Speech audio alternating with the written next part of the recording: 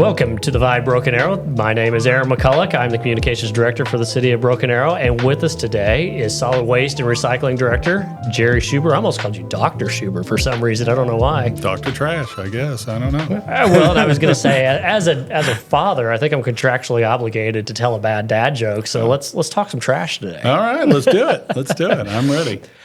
So we've known each other about 2 years now, I guess. You know, we've both been here with the city for about two and a half years. And the one thing about you that I really like is you are passionate about what it is you do, you know, from solid waste to the recycling aspect of it. And I'm just fascinated by that, and I'm inspired by it, really. What drives that passion for what it is that you do?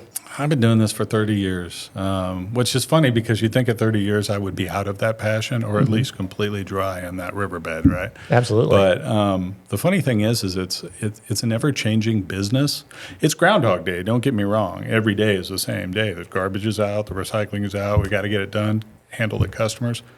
But it's always changing. You know, regulations change, the materials change, and the faces change, so we get new people, and so if you don't have that kind of energy and just want to make people excited about their trash and their recycling, then nobody else will. So I enjoy it. It's a lot of fun. And you mentioned the Groundhog Day. I imagine that there's got to be a little bit of strategy there to keep your employees somewhat up on it and having that same attitude instead of going into it going, well, Tuesday's just like Monday, and that sort of thing. We do a little bit of competition there. You know, we try to give them some goals and some opportunities to see themselves excelling and getting better at what they're doing. When I first started, we were doing the top 5 of the day to let you know, or the top 5 of the week to let you know who the biggest producers were. Well, and these top 5 were the top 5 producers. Were the top 5 producers in our routes. These are the folks who get out there, get it done, and really hammer away at it. Well, we shaved that off this year. Now it's the top 3 because we want to inspire a little competition. You know, get out there and prove to everybody else there's some bragging rights here. You're the best at what you do, and we know it. But let's show it. Let's let everybody else in the office kind of know these are our top producers. They're excited about what they do too, and they love the customers. So for them, they're almost as equally excited as I am when they go out to work every day. They love the customers, and one of the things I've noticed in my time here is that the customers really love our employees of solid waste and recycling.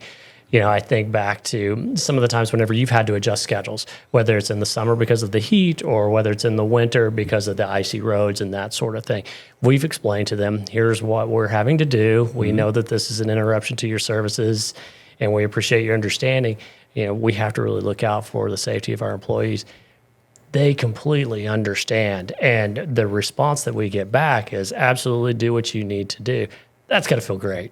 It's awesome. I love watching social media when people chime in about how they love their garbage person, or they can't wait to see them in the morning. The kids come out and wave, and they're just really excited about it. But their support of what they do is just you don't get a better job than that. You really don't. I mean, it's just very exciting every single day to watch it.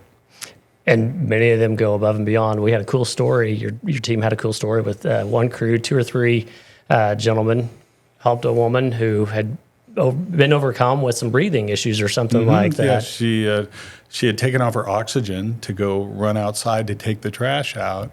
And when she got out there, she wasn't on her oxygen. So she started to actually pass out. They noticed her and were worried about her, went and got her, brought her back in the house, got her on her oxygen, called for medical, and were able to help her get through that experience. And they go on about their day and do their. I didn't even hear about it. I heard about it later on from other people and from her, just illustrating how much she appreciated them. And so, you know, that's kind of the way they are. They're really modest. They just do their job and try to make sure that everybody's served. So, that's fantastic. It was such a great story. It was such a great story, and us here in the communications team, we loved it, being able to help tell that story as well too. So kudos to that crew and for the job that they did with helping her.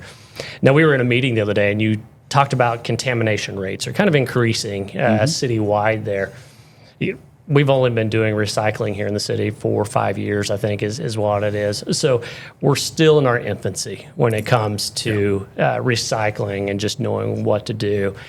Talk a little bit about contamination rates and what you meant by that. Well, contamination is anything that goes into the recycling container that doesn't belong in the recycling container. The more of that we have, the more expensive it is and more time consuming it is to sort that out so that we can then come back and get the real material that we're actually after. So our contamination rates have pushed into the high 30%. When we started our programming, we were around 18 to 19%. Now, we had a fire over at TRT, which was, act of God, not our issue, not our fault. It's now been resolved. They built new facilities, and they're up to date. They're really cool. But we got kind of slow on the uptick when we came back, and so people started using the container for other things than recycling. So now we're trying to re-educate again, get people back on track. Get down to those 18, 20%, because that's phenomenal. And it just tells everyone who's in the recycling industry how incredibly thoughtful our people are out there. Our customers are doing the right thing. And so we just got to get them back on that. And we've got a whole list on the city website, solid waste and recycling page, just on do's and don'ts as far as recycling. RecycleBA.com. It's all there. And just so people know, those plastic bags that you get from the grocery store, those are no-nos, right? They're what we call a tangler. So they're a no-no. But you can recycle them at the store. Take them to Walmart or wherever you buy your groceries. They typically have a collection out in front. But don't put them in there. And don't put your recyclables in a bag either. Put them free flowing just in your recycling container. When it gets to the MRF, that material actually gets caught up in the belts. And that's why we call them tanglers, because when they get in there, they'll actually cause the belt to be damaged, or sometimes they can break pulleys, and so it's important that we don't get that material in there if we can. And the MRF, of course, is the transfer station out in West Tulsa that we take all recyclables to. Yeah, it's a material recovery facility. That's where the term MRF comes from. There you go. And so they're very popular in throughout the country, but we have one here, and that is at the Tulsa Recycling and Transfer Station. And so when it goes down, every jurisdiction is suffering that uses it. So we just try to keep that stuff out of there. And I was looking at the website earlier today, right before we started doing this recording. You all are looking for recycling ambassadors as well to help with that education piece and getting people, into the know, if you will, just about recycling. What does somebody do if they want to become a recycling ambassador? Well, they can call our office, and we'd love to talk to them. Our recycling coordinator, Galea Albano, is fabulous at coordinating those efforts. She gets them together. They do some education and outreach. We've actually done some training classes in our office as well. We'll have them come out to events like our Trash Bash Recycle Rally and come out and participate with us. And then, they're the boots on the ground. They're the people who take that message of, don't contaminate, make sure the material is clean. They're the ones who take that forward. And so they're a lot of fun. A lot of them are younger people who have been kind of raised around recycling their whole lives. So for them, it's just a natural melt. They just drop right in, and it's like, yeah, I like this. This is cool. So glad you mentioned Trash Bash Recycling Rally, because that was one of the things in my notes I wanted to ask you about. This is another thing that Galea does really well as far as the organization of this event. What is this thing? I know that we do it twice a year. I know part of it's at Events Park, and then it's at just select locations around town. Talk a little bit about what TBRR is. Trash Bash and Recycle Rally is probably one of the most exciting things we do all year long.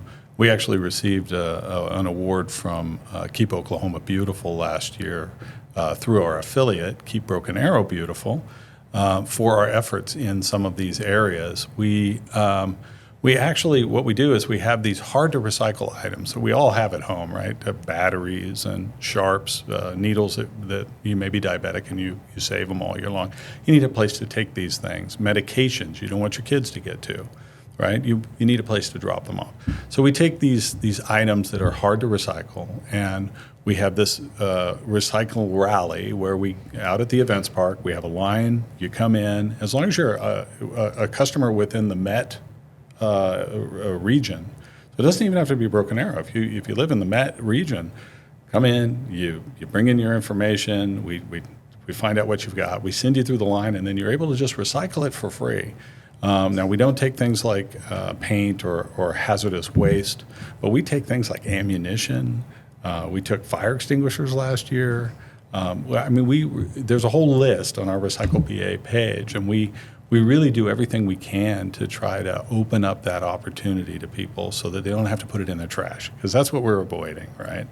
So on the trash bash side of that, we actually work with our storms and our stormwater folks, and they come alongside us and say, here's some areas where we see a lot of garbage and debris, in areas where the waterways are going to pick that up, and it ends up going further down the line into the rivers. And we'll come along. We'll do litter controls along the road with community groups, with HOA groups. They come along. They volunteer to take on a mile or something like that. And then we give them the bags. We give them the supplies so that they can do them. And then they collect all that material, leave it in a location. We come out with garbage trucks and pick it up and get it out of there. And it's really amazing to watch how community can come together and really get the community cleaned up, because they care about it as much as we do.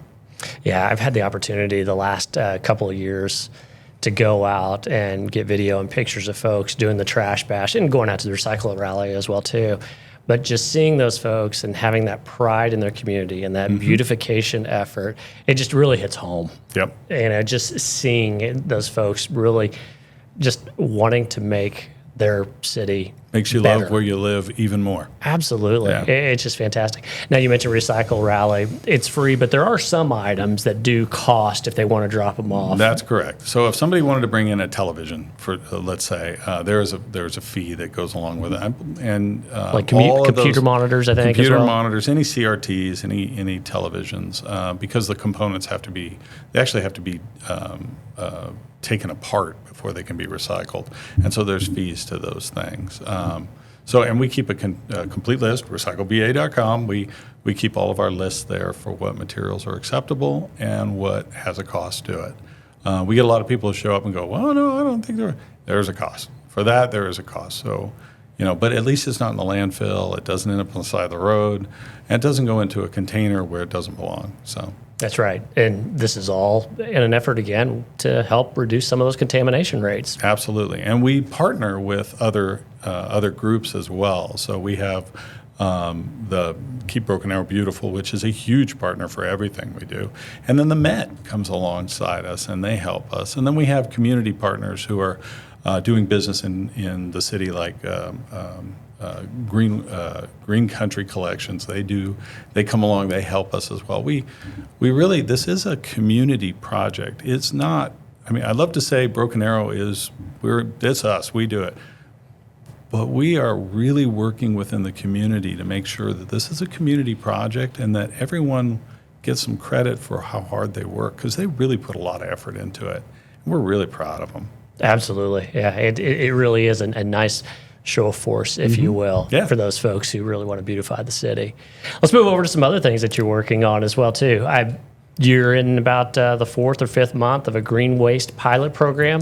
Yes. What exactly are you doing here, and why? So what we wanted to do is we wanted to find out how much green waste we were actually collecting each month that was ending up in the trash. And if we were able to separate that material and then turn it into some organic recycling, so we were able to grind it up, use it for something else.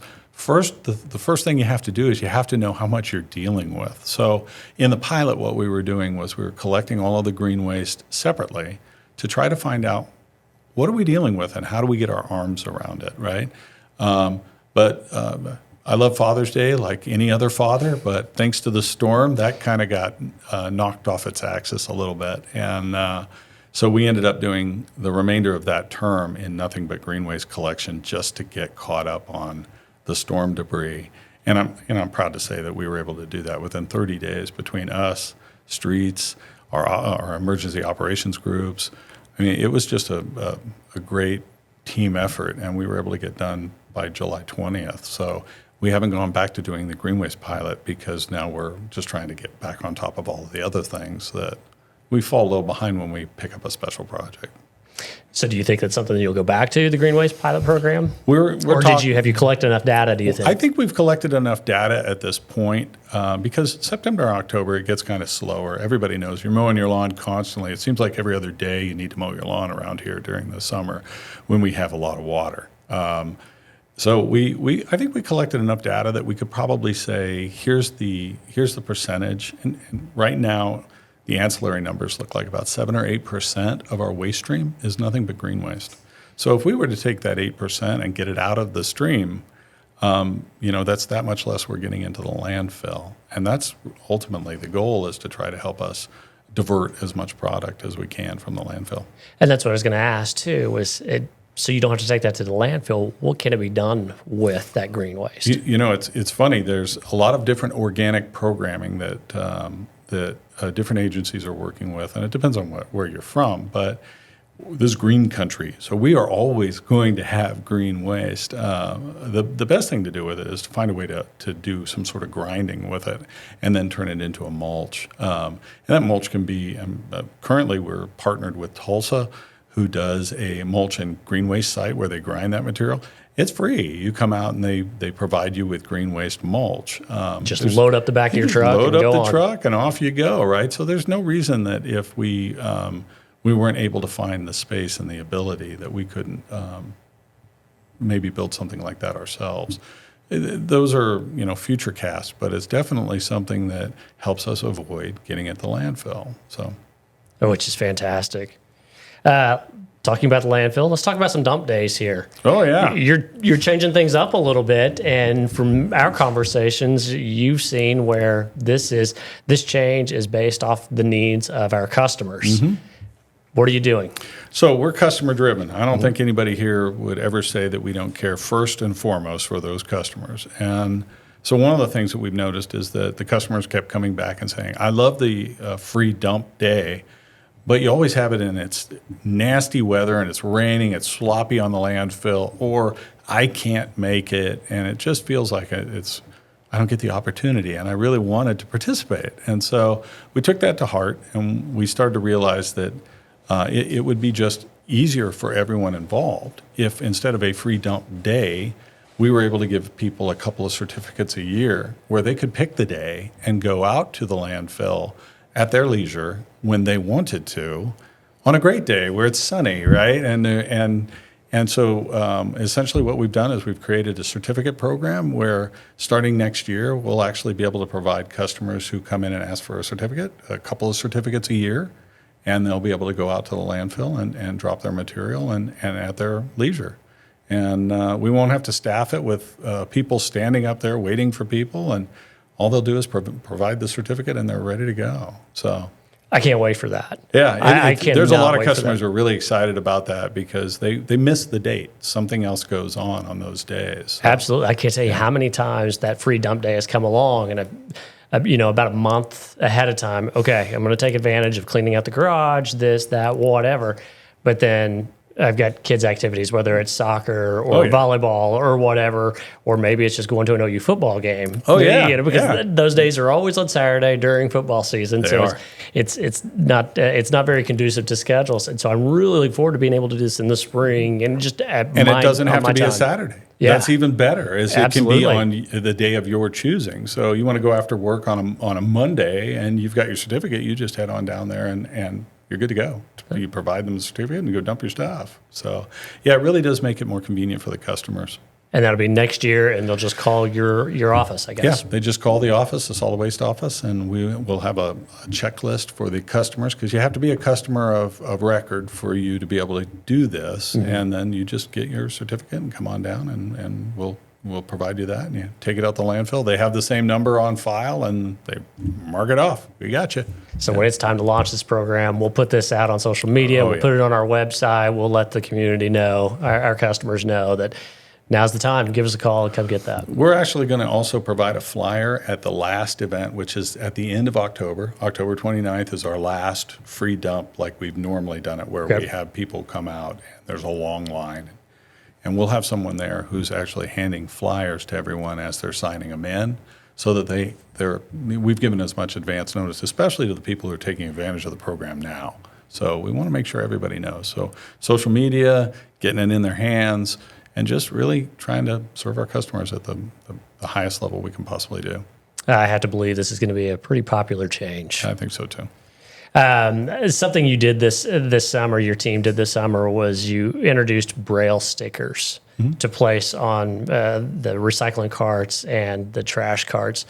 What's the need here? What's the purpose here? Well, one of the things that we pride ourselves in is making sure that all customers are served. And so if you've got a physical limitation of some sort, we try to make sure that we accommodate that. For those folks who've identified a physical limitation to us, we'll go and pick the container up at the curb. Instead of going to the curb, we go up to the front of the house, and it's in front of the garage. We bring it to the street, we dump it, and we return it to the garage as well. Our goal is always to make sure that everyone who wants to participate in our programs can participate in our programs regardless. And so one of the things that always strikes me is that the folks who have a seeing impairment, they've had to use the sniffer test in order to figure out what's in which container for when they go to put it in the trash. Sniffer test. Are you going where I think you're going? You're literally lifting the lid. Now, it's a little easier when you have two containers. You got a 50-50 shot. But why? When you could put a sticker on the cover that simply says garbage or recycling, and they know what it is, they just lift it and they throw their stuff in and they leave. You don't have to do anything more than just participate in the program, and we give you the tools to do that. And it seems like a little thing, but it grows legs. People love stuff like that will help everyone participate. I've been getting calls from other states asking why, how can I? And it just proves Broken Arrow leads. We lead the way when it comes to making sure our customers are first, and we just like to get out there and do it. So this is a great way to do it. Yeah, and it's a really inexpensive way to do it too. Yeah. I mean, I can't imagine those stickers cost very much, and it's just a step to help those folks who just need a little assistance. Yeah, that's exactly what it is. And you hit on the physically limited accommodation program that you have. Talk a little bit more about that. If somebody needs some help, what do they need to do? We just have them call the office. There's a form they have to fill out, and their doctor confirms that they don't have to tell us what the diagnosis is or any of that, but the doctor confirms that the container is something that is beyond their ability to move, and that there's no one else in the house who can do it for them, right? And so we get the form on file, we put it on file, and then we go out and we add it to our routing system. So for those people who don't understand how the routing systems work in the trucks, they're a digital device that's in the truck. It looks like a little iPad or a tablet. And that tablet actually gives us information from the driver to the front office, but also to the driver from the front office. So if somebody has let's say a physically limited address where they need the assistance, that location shows up as a blue color on that tablet. And so the driver instantly knows, hey guys, we got to get out and move this one to the truck, dump it and return it. And then for those people who maybe not our customers, it identifies that as well. So they just keep going. And so we have all the tools in the truck. Technology has come a long way to help us to try to identify things. And then let's say we drive by a container and it's not out, the truck takes a picture of that location, so it's on file that it wasn't out at such and such time, because we got to keep going. There's a lot of stops in a day. And so when a customer calls and says, hey, you missed me. Well, let's take a look. It wasn't out when we got there. We were at such and such time. And they go, oh, what can you return? And so we have a fee for it, but we do return. We go out and take care of the customers. That's our job. One of the things I appreciate about you is that you're a KPI guy, those key performance indicators. And I was just looking at your monthly report that you presented to council on September 19th. And through the first, 8 months of this year, your crews have collected nearly 50 million pounds of trash and 6.6 million pounds of recycling. Mm-hmm. That is A ton, And literally, more than a ton. And they don't even a look lot of tired. tons. Isn't that amazing? So with all of that, picking all that up, and we talked a little bit earlier about weather. What sense do you get from your crews? What season do they like better? Do they like being out in the heat of the summer, or do they like being out in the cold of the winter? Which one do they prefer? In between, right? So Yeah, of course. This is Oklahoma, right? Let me we rephrase get all that. 4 seasons in one day sometimes. Which do they not like best? The hot is kind of the worst component. Cold isn't fun either, but and with cold, we have concerns that the truck may lose footing and that we can't get traction. So there's rare times, but we'll do an all call where we say, hey, we can't go out because it's unsafe. And we've had to do, we had to do that this year. Yeah, we had to do it this last year with that instant freeze that we. And really, what that comes down to is we just want to make sure that number one, we're not putting our people in danger, but number two, we're not putting the public in danger by being out there. So this is always about public safety. So in those situations, though, cold is probably not great. And I've gone out with the guys, actually worked on the crews, and it's not fun. But hot, far worse. Really? Yeah, because you get somewhat acclimated. But it's always, I mean, you've got to make sure that you're staying hydrated. And what's amazing about our customers, again, I always go back to the customers, how great these folks are. We'll drive up and they've got a couple of bottles of cold water sitting on top of the container, or they'll come running out with a couple of bottles of cold water because they just know that it's a tough job. It's not easy. I think it's one of the hardest jobs in the world, but it's the most rewarding. It really is. We've talked a lot. You and I have talked a lot just about essential services. Police, fire, medical, that sort of thing, and of course, trash collections, recycle collections. That's an essential service. But you put it another way to me before in the past that it's a health service as well. Expand on that a little bit. Well, I always tell everybody if you don't see a fire engine drive down your block or you don't see a police car drive down your block every week, you're really not going to complain. You want them there when it's time to get them there. And those guys are heroes. I don't take anything away from them. We got a fire or there's bullets flying, they're running to it. I'm going the other way, right? I'll clean up afterwards. That's my job. But we are there every week. We touch every customer at least once a week. There's only one government agency that has more direct engagement with the customers than us, and it's the Postal Service because they're there every week, every day. We're there every week. So, it's probably one of the most incredible assets that the city has at its disposal, being able to do that kind of work. But I always say this to the guys, and I kind of jokingly say it. And the first thing you see in an apocalyptic movie is the end of the world has come because garbage didn't get picked up, right? So you look around and garbage everywhere. Everyone, as long as their garbage is being picked up and things are happening on a routine basis, pretty much all's right in the world. And so we give stability to the community, and then we protect the health and safety of the community by making sure that material is gone every week. And disposed of properly. So it really is an incredible job. Well, I appreciate your passion for it and the passion that is displayed by the employees as well. You hit on Waters being on a trash can. Over your 30 years, what is one of the most unique things, gift-wise perhaps, that a customer has left that you've heard about on one of your trash carts? Well, now I did private industry before I did public industry, and I can tell you there was a lot of unique gifts in the private industry, a lot. But in public industry, we don't really accept a whole lot. So I think some of the things that are interesting to me is, walking out with water, or walking out with homemade cookies or something like that. During Christmas, people are very kind to our folks, and they try to be very, try to be very respectful of the fact that these folks have worked all year long for them, and they just try to go above and beyond to try to thank them. And I've seen some very interesting things over the course of the year.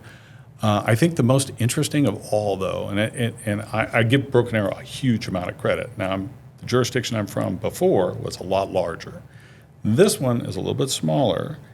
And we had a woman come in about a year and a half ago with a bag of these cards. They were Quick Trip cards, and each one had like $2 on it for each one of the employees so that they could get a drink on that family.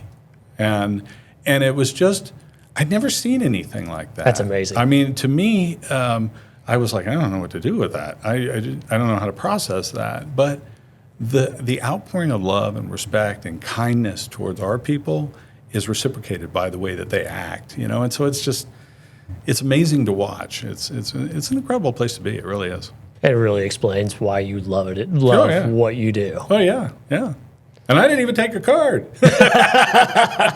I think it's amazing. It really is. We'll start to wrap this up. Last year, you purchased, I think it was 5 new side loaders. 5 new side loaders, yeah. Any of those on the horizon for this year? We have 3 that were approved in this year's budget. Those are side loaders as well. This will be the change for us, is that we're going to start working those into the garbage routes, because ultimately our goal is to try to get our garbage routes to be as efficient as our recycling routes. Currently, you can get one driver in a vehicle on a side loader to do about 1,200 to 1,300 stops a day. Whereas with the rear loader, you've got 3 people doing 800 stops in the same amount of time. And you've got 2 of them who are exposed to traffic and are using their shoulders, their backs, their knees. And I've done this work for 30 years. I can tell you right now, shoulders, backs, and knees don't do well after you've done it for a long time. So these new pieces of equipment are designed to help these the staff and to help cities do this cost effectively, efficiently, and to keep employees from being injured. And so I just see us moving that direction as we can. Trucks are not cheap. And I think our 3 trucks was like $1.2 million. They're not cheap, and they're hard to come by because of supply chain. So we're really blessed that we're going to get 3 more this year. Is the goal in the future, because I know that you have a lot of trucks, is the goal in the future to replace the back loaders with these side loaders? Ultimately, yes. Yep.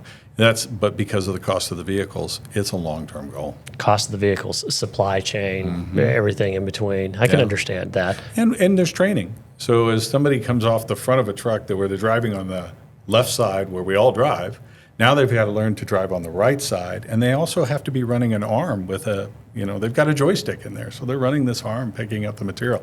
And so for them, there's some training that goes along with it as well.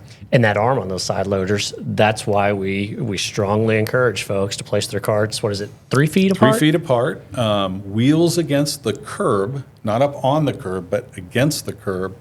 And partially because when you grab a container and the wheels are against the curb, it stabilizes it so they can pick it up. The other thing is those arms are automatically adjusted, so when you bring them down, that's where they're grabbing them at that level. So when they're up above, you've got to actually move them around manually to get them lined up. And a lot of times you can crush the wheels, you can crush the container, you can push it back and throw it onto the lawn. So we always ask, keep it away from the cars, from mailboxes, basketball hoops. A lot of people don't think about that, but when you're lifting it, you don't want to take out their basketball hoops. Makes a lot of sense. Away from all of that, and then wheels against the curb with the opening of the lid facing out in the street. It makes a ton of sense. Jerry, this has been fun. Yeah. I've enjoyed this. Me too. You want to do it again next year? Oh, sure. I'd love to. Well, but I'd like to say our contamination rates are even lower. So. That's what we'll do. Yeah. When we come back next time, hopefully we'll be able to say that, and that'll be the focus of it. Excellent. I look forward to it. I appreciate your time, and right now we're going to head over to the news. All right. Thank you.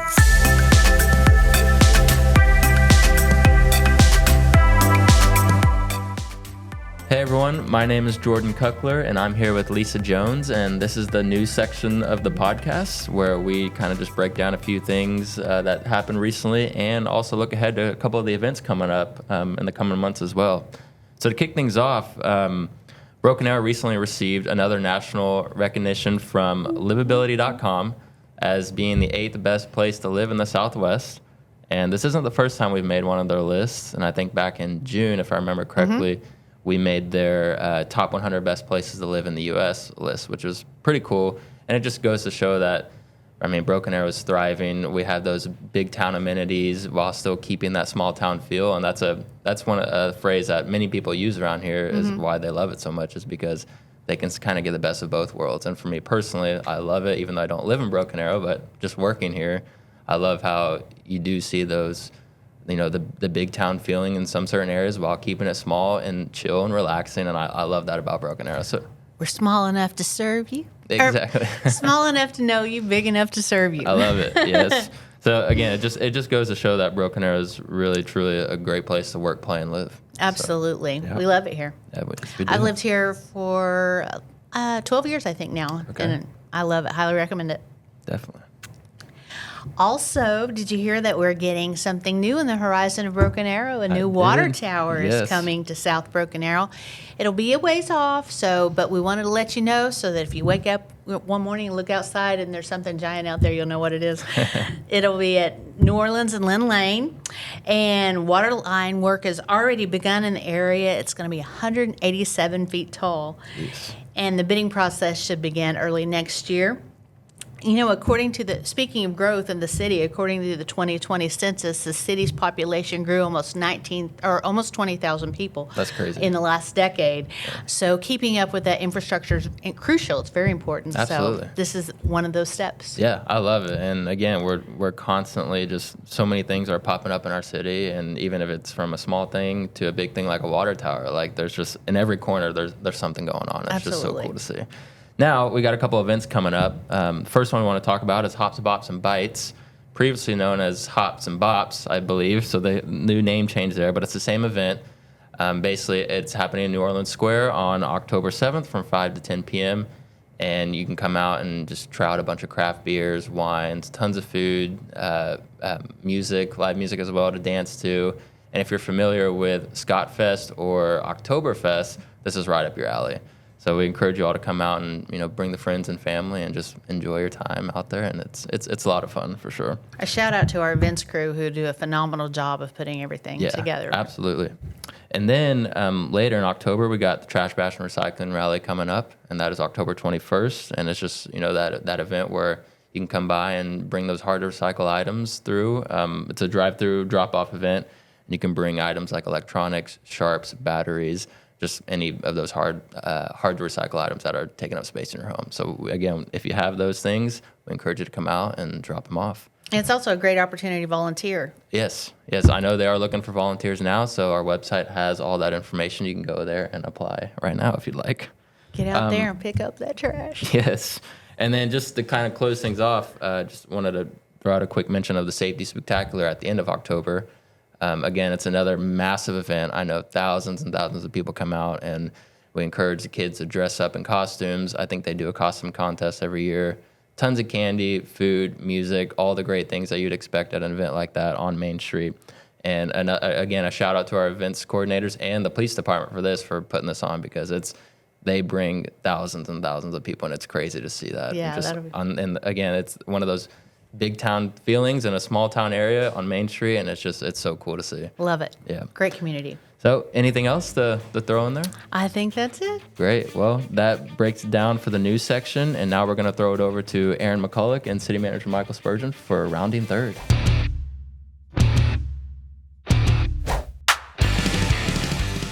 All right, this is Rounding Third with City Manager Michael Spurgeon. Once again, I am Aaron McCulloch, Director of Communications for the City of Broken Arrow. Busy month, the month of September. Absolutely. One of the things that got a lot of attention this month was the City Council's approval of a contract with Flock Safety for some license plate reader cameras. You've said many times over and over again that a high quality of life cannot be had unless you have first-class public safety services, police, fire, EMS, emergency management. How do these cameras play into that public safety service? Well, I think the council and myself have a responsibility working with the chief of police, the department, and the fraternal order of police to do what is necessary to make sure that our police officers and the support staff have the tools and resources they need to be able to provide the safety and security that goes along with any great community, and specifically here in Broken Arrow.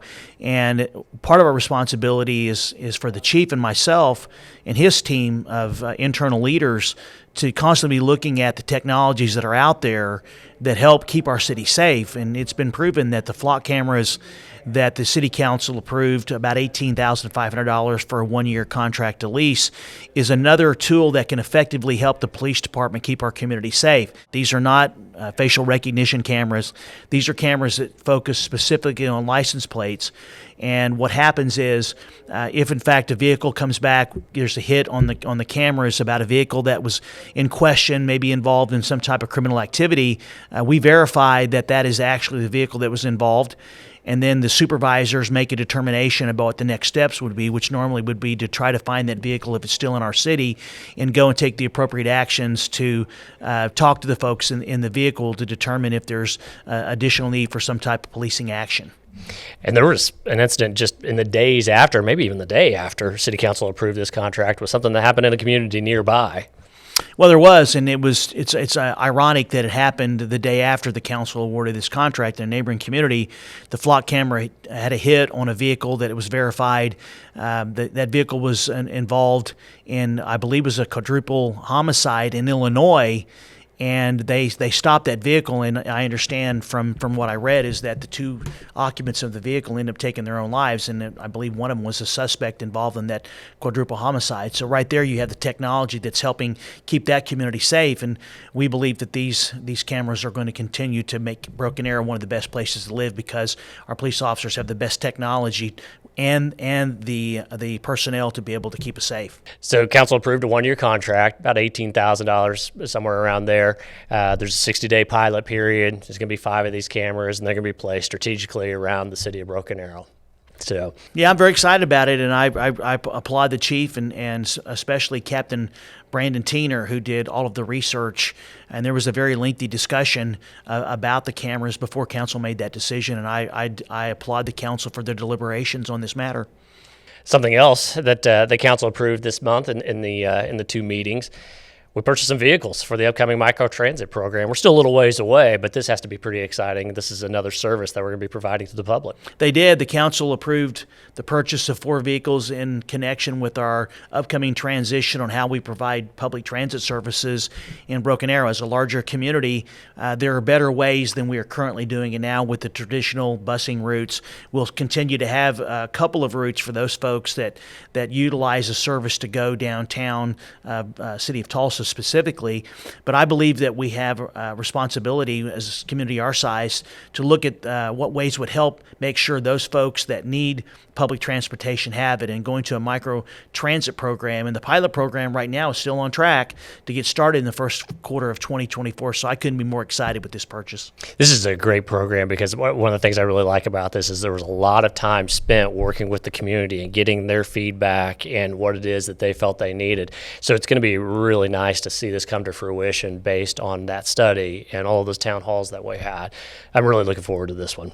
Well, I am too. I mean, there's a couple of things that you said here that I want to point out. First is our council, it very much likes to involve the community in some of the policy decisions they have to make, and so they'll have the proverbial pulse on the community, saying that the citizens looked at this and determined this was really good, and then to be able to expand the service to provide more folks the opportunity to get around our community for their day-to-day needs. It's to me, it's just a win-win, and I can't wait for this pilot program to kick off sometime in 2024. It's going to be great. It's going to be fantastic.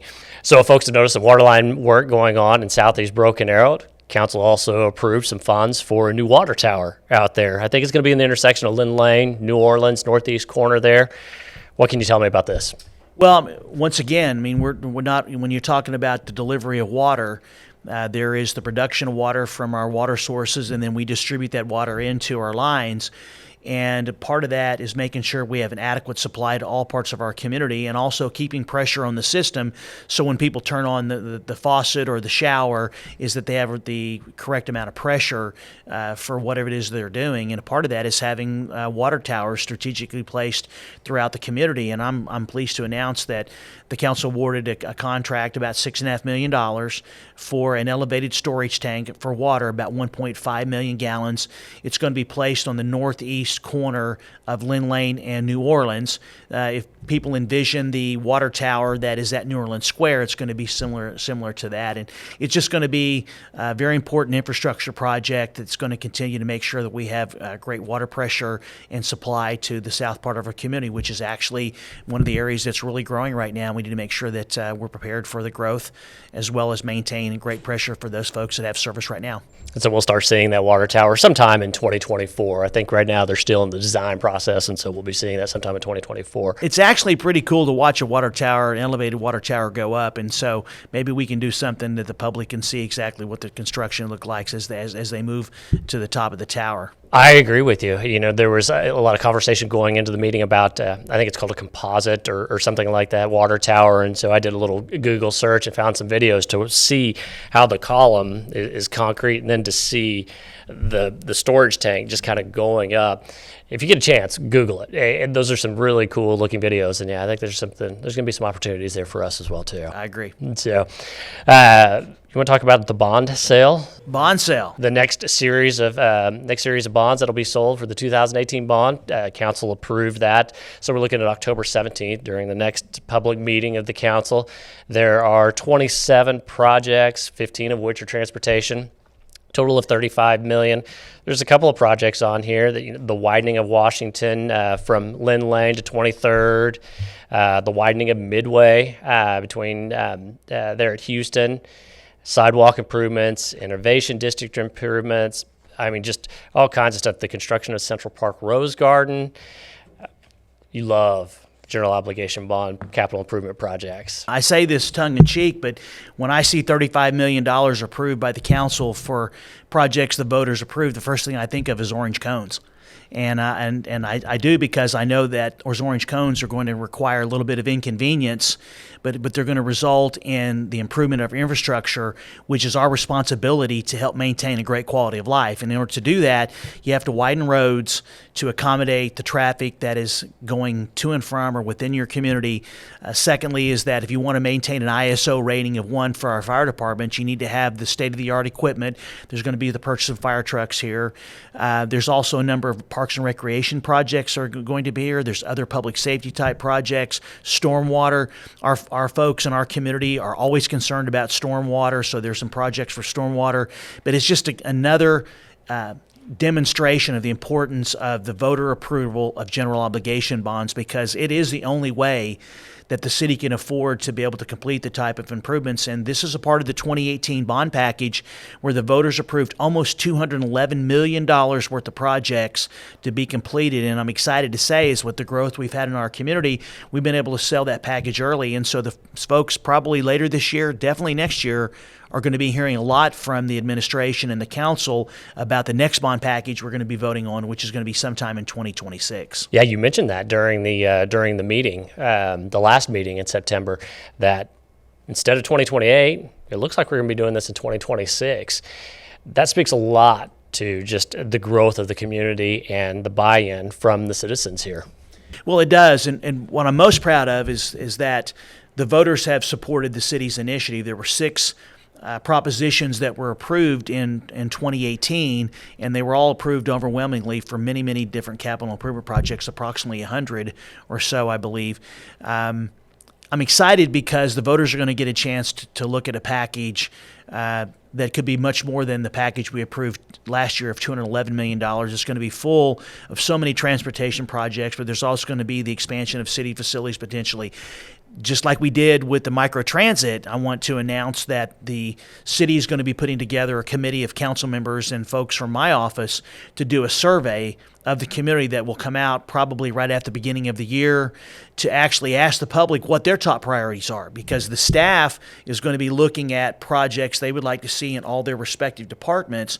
But we did this back in 2017, is we're going to ask the citizens what they believe their priorities are, and then it'll be my responsibility to reconcile the directors and staff members' ideas with the the citizens, and then take that package to the council for them to debate, and then we'll have public meetings, get the public's input, and we'll basically have the little yellow stickies, each different stations like we did 3 times in 2018 to get their input, and the council will make a final decision. So this is, to me, I love this. I love this process, the community engagement, and ultimately leading up to the polls and the approval of, and hopefully a number of projects that just continue to make us the best place to live in Oklahoma. So this is a good opportunity then, a shameless plug for folks that if they are not subscribing to our email notifications and that sort of thing, go to our website, brokenarrowok.gov/sign up, and that's where you can register your email, your phone number, and you can get notifications from us, because it's going to be really quickly evolving over the next 2 years, these town halls, the survey that's going to be coming out early. So really, we want to impress upon folks to go out and be in the know, because we're going to be pushing this stuff out quickly. Well, we are, and we see a lot of comments on social media about this road needs to be done, or that road needs to be done, or what about this park improvement? And I would hope that we would get an overwhelming response to the survey from folks about what they think are the priorities. And that way they can contribute, and then they're going to have an opportunity to come in person and look at the projects and rate them and rank them according to their beliefs and values, and then we can reconcile all that and send something to the council. It's going to be exciting next couple of years, Aaron. What was the reaction like from citizens back in I guess it was probably 2017 leading into that 2018 when you had the town halls, the surveys then? Did you get a lot of response? What was cool about it was, for many reasons besides a great response, is there was a real good reconciliation between what the directors thought we should be doing in terms of roads, buildings, equipment, vehicles, and so forth, and the public's perception is too. And back then, it was heavily laden with road programs, road projects, I could say, and so that's why there was about $125 million of the $211 million that was approved by voters that was focused on transportation. We knocked out a lot of the roads, and we'll be knocking out, like right now, we have 4 miles of road under construction. We'll have additional roads under construction in the next few years. We're at the point where we've knocked out a lot of those projects that the voters said they wanted to see. We still have a lot of additional projects we need to do around the community, and so we want to hear from them. I mean, there's some improvements we need to make on Ollie, for example. There's some improvements on West New Orleans, and then also getting into Wagner County, there's going to be some roads we're going to have to do. And so we want everybody's feedback so we can make sure we got a very comprehensive package to take to the voters, and hopefully they'll approve all the propositions and we can keep the progress going in our community. For those folks that were part of the process back then, 8 years ago or 5 years ago, I guess it was actually, there were a lot of projects that were left on the cutting room floor. Do those projects end up becoming priority, or do you weigh that against what the community is wanting for this time? I mean, do they just automatically jump to the top of the list, or how does that work? Well, to be more specific, as I presented to the council back in January of 2018, approximately $311 million worth of projects, and we only had funds to keep it a no tax rate increase of $211. So it did leave about $100 million worth of projects on the proverbial drawing board. Those projects, there are some that didn't make it that definitely need to be considered by the council and the public right up the front. But are all 100 million of those projects going to be first priority? The answer to that is no. We'll identify which projects were on the bond package initial submission. I'll let the council members know, but we're also going to look at all the projects, because it's like you said, it's 2017 is when we did that. Here we are in 2023, 2024. We need to look at what the priorities are of the community. We've grown tremendously since then, and we need to make sure that we're looking at where schools could be built, or we have adequate ingress, egress, for example. We need to look at economic development opportunities. I mean, it's very clear there needs to be some connections of roads where there's major retail being built or will be built. Public safety, there's improvements that we need to our training center, and we need to look at those that weren't on the last bond package. And so, no, they're not automatically going to go to the front of the list. Elam Park, what are we going to do about the community center that we may submit to the voters? Is there going to be a partnership with the school district with regard to a community center and aquatic center? I mean, all those things have to be vetted, and that's why we want to get started and get the public's opinion about those items. I mean, for example, one of the things the public was not very happy about in 2017 was they didn't really support a parking garage downtown. They just didn't feel the need. There's enough surface parking down here. So there were a number of projects that the voters said they really didn't care for that we did not submit to the voters. So the input from the public is very important to the council and myself. It's going to be interesting. It's going to be fast and furious times over the next 2 years, that's for sure. Thank you for your time. Absolutely. And right now, we're going to head it over to Be a Good Neighbor. Thank you, Aaron. You bet.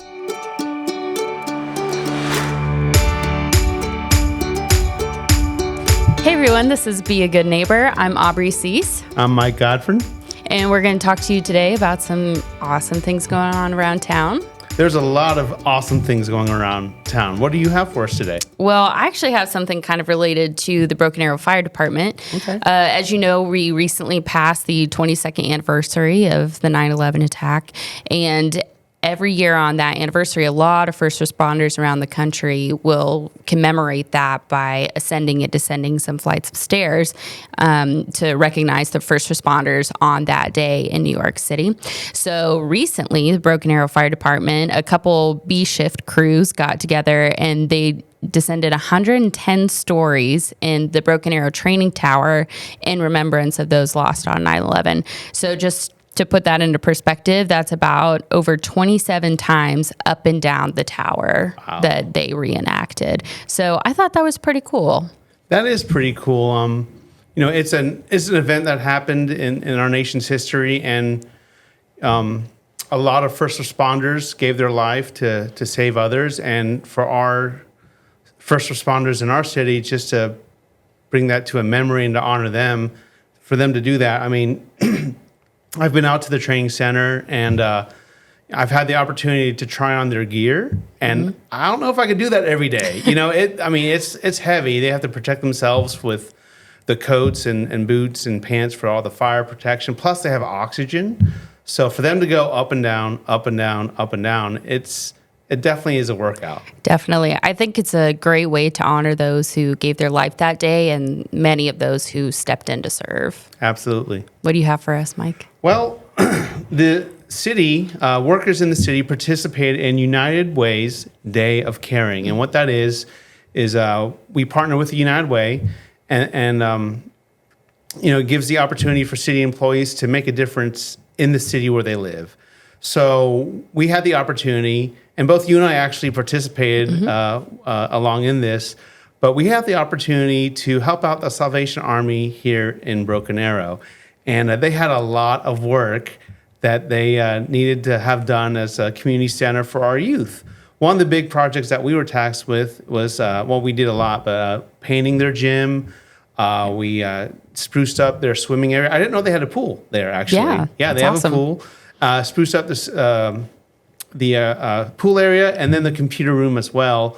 And the coolest thing I noticed is that, because you think of an entire gym, that's a lot of work to do with not only painting, but just cleaning up the bleachers. Underneath the bleachers, there's a lot of things that get in there. There was. So we had the chance to clean that, but we all worked together. We had fun, but we got done way before we even thought we were going to get done because everyone pitched in and they helped out. And I didn't get to see the faces of the kids later that day when they walked in, but I would imagine it's like they're walking in almost like a brand new refresh of everything. Yeah, they do a lot of good work around here, but I love the opportunity for organizations around town to come together and get to know each other for a day, just to also be in that space and learn about all the things that the organization does. Oh, absolutely. And speaking with the leader over there at the community center that Salvation Army has, they're very thankful for all the volunteers that just came in to help out. Awesome.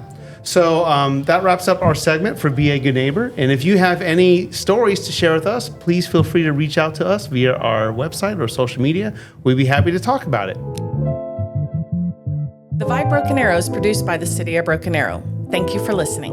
Don't forget to subscribe to hear more about Broken Arrow, the city where opportunity lives.